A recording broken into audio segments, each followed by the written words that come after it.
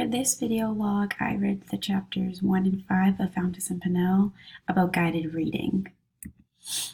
Something that I learned that stuck out to me was the guided reading process for students and teachers before, during, and after that instructional reading time and what that structure looks like.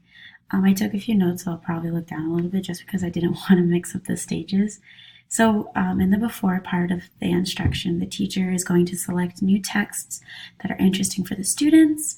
They're going to decide what their small groups will consist of for their students based on their interests and the competence levels of reading that they have. And the teachers are really going to focus on getting students engaged and excited about this new topic. And for the before, the student's role is kind of remaining engaged. They're expected to have questions and make expectations of this next section. And students should have a copy of the book itself before they start having it for guided reading.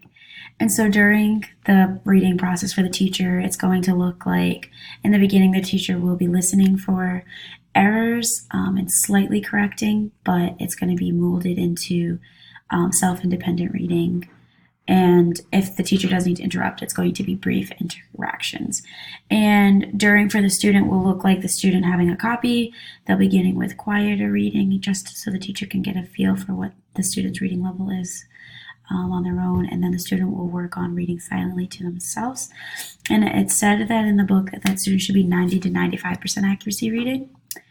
And so after process the teacher will be asking students to share what they've learned, questions that aren't just test style questions, but questions that are real life, and working on hands-on activities afterwards with word work.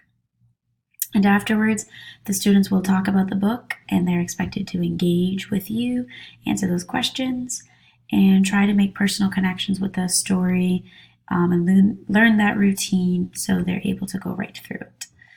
The question that I have is, what are strategies or strategy I can use to get to know my students' reading level interests, not levels, but interests outside of just the standard assessment strategies given in our book?